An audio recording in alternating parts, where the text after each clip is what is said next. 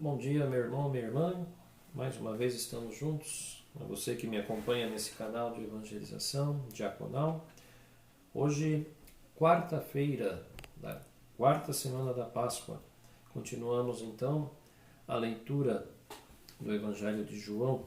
Hoje damos um pequeno pulo. Estávamos no capítulo 10, agora vamos para o capítulo 12. Se você quiser acompanhar, hoje será capítulo 12 de João, versículo 44 ao 50.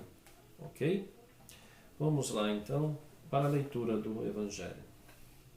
O Senhor esteja convosco, Ele está no meio de nós. Proclamação do Evangelho de Jesus Cristo segundo João.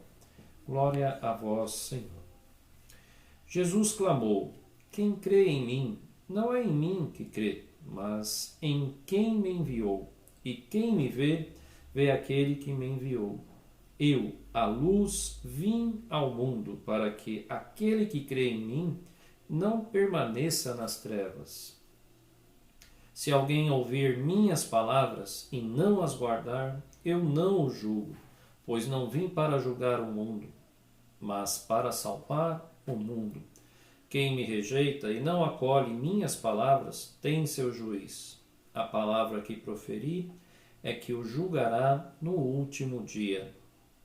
Porque não falei por mim mesmo, mas o Pai que me enviou me prescreveu o que dizer e o que falar. E sei que seu mandamento é vida eterna. O que digo, portanto, eu o digo como o Pai me disse. Palavra da salvação, glória a vós, Senhor.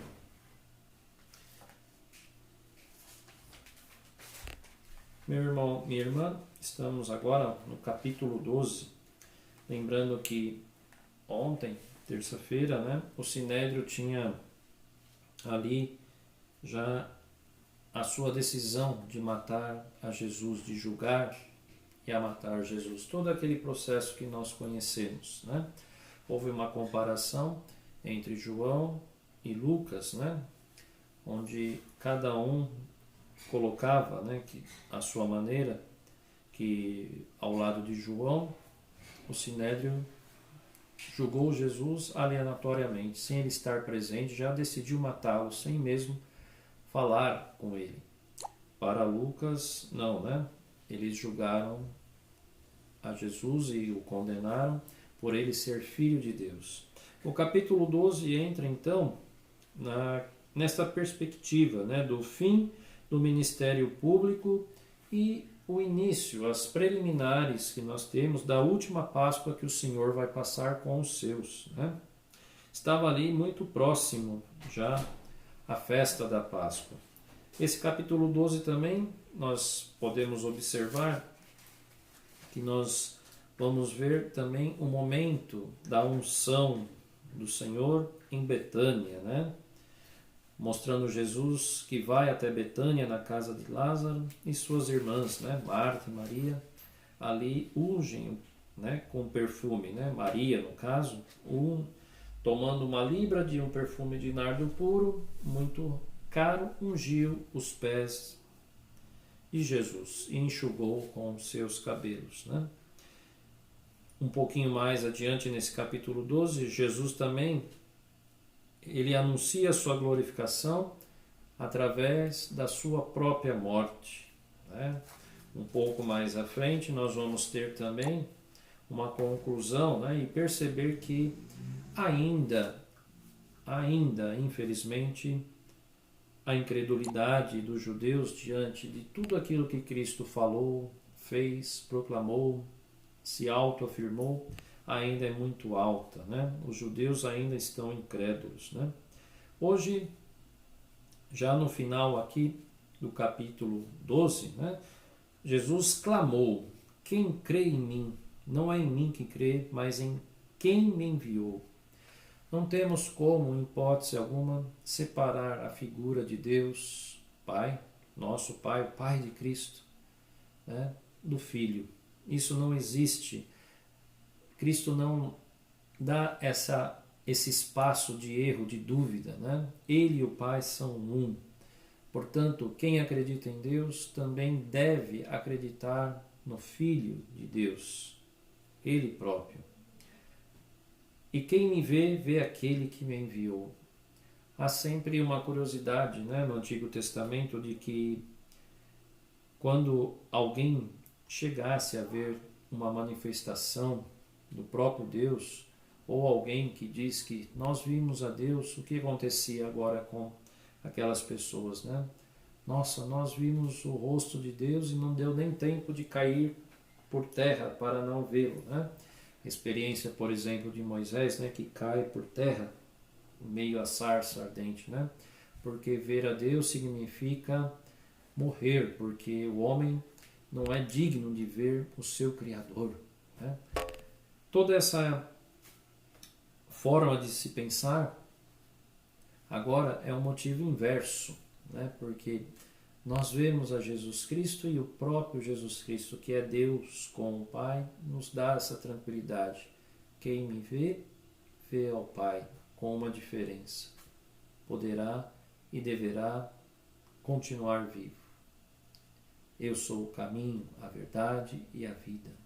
Portanto, Jesus vem trazer esta afirmação para acalmar a todos nós, em qualquer tempo, cristãos e cristãs, e nos dar essa segurança que é possível ver a Deus, e um dia nós o faremos na vida eterna, pessoalmente, como diz São Paulo, face a face, Nós faremos isso, com a misericórdia dele, o veremos face a face. Mas é possível ver a Deus, experimentar a Deus com os olhos da fé, vendo, escutando pela palavra o seu próprio Filho, Jesus Cristo. E no sacramento da Eucaristia, como falamos muito essa semana passada. Se alguém ouvir minhas palavras e não as guardar, eu não o julgo, pois não vim para julgar o mundo, mas para salvar o mundo.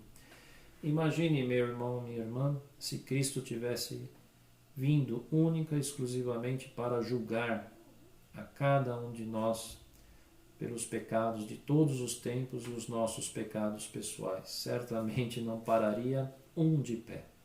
Mas ao contrário, Deus enviou o seu Filho a este mundo para salvar o mundo. Salvar o mundo significa salvar, em primeiro lugar, não a questão do mundo físico, mas o próprio homem e a mulher, a qual Deus os criou para viver neste mundo e agora com a ressurreição de Cristo para um mundo novo, uma vida eterna.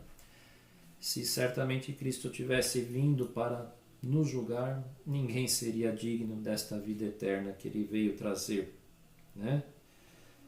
Quem me rejeita e não acolhe minhas palavras, observe novamente, a palavra de Cristo, Convido a você a valorizar cada vez mais a palavra do Senhor que nós encontramos nas Escrituras, principalmente nos Evangelhos e agora também nas cartas, toda a Escritura, mas principalmente os Evangelhos, que nos mostram claramente o Senhor falando, dizendo palavras para nós, palavras de salvação para cada um de nós, estreitar esses laços, de valorização da palavra. Quem me rejeita e não acolhe minhas palavras tem seu juiz. Quem é o juiz de quem não aceita as palavras de Cristo? Somos nós mesmos, que auto nos julgamos e já demos uma sentença de separação nossa com o Senhor, se não escutamos as suas próprias palavras, E por quê? Porque não falei por mim mesmo, mas o Pai que me enviou me prescreveu o que dizer e o que falar. E sei que seu mandamento é vida eterna. O que digo, portanto, eu digo, como o Pai me disse. Convido a você a perceber novamente, O eixo deste Evangelho, final do capítulo 12, mostra esta ligação do Pai com o Filho. O Pai falou ao Filho e o Filho nos deu aquilo que o Pai falou. E por isso é uma palavra que nos dará a vida eterna se nós a escutarmos. Meu irmão, minha irmã, que possa você cada vez mais entender, de uma vez todas que Cristo não veio para julgar, mas veio para salvar. O pensamento de Deus com a sua criação em Jesus Cristo ganha este pleno sentido de salvação e não de julgamento.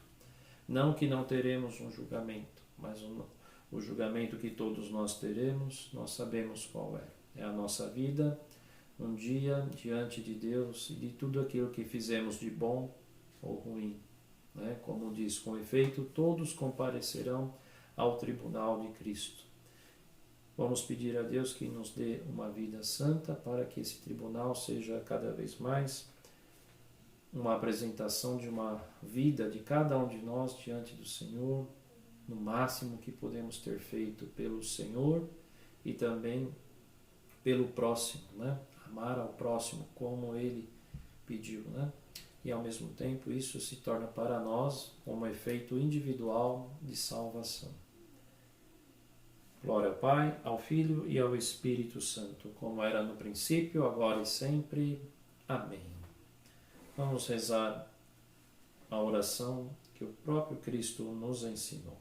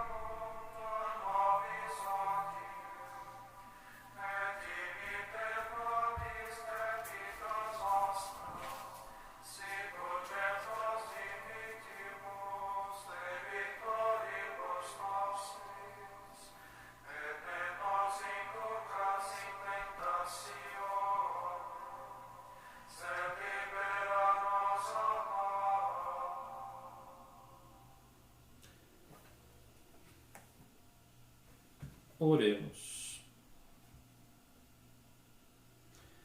Ó Deus, vida dos que creem em vós, glória dos humildes e felicidade dos justos, atendei com bondade as nossas preces e saciai sempre com vossa plenitude os que anseiam pelas riquezas que prometestes. Por nosso Senhor Jesus Cristo, vosso Filho, na unidade do Espírito Santo. Amém. O Senhor esteja convosco, Ele está no meio de nós. Abençoe-vos, Deus Todo-Poderoso, Pai, Filho e Espírito Santo. Amém. Meu irmão, minha irmã, fique em paz e com essa certeza. Cristo não veio julgar a cada um de nós, mas veio nos salvar, para nos levar ao Pai e desfrutar de uma vida eterna ao seu lado. Amém.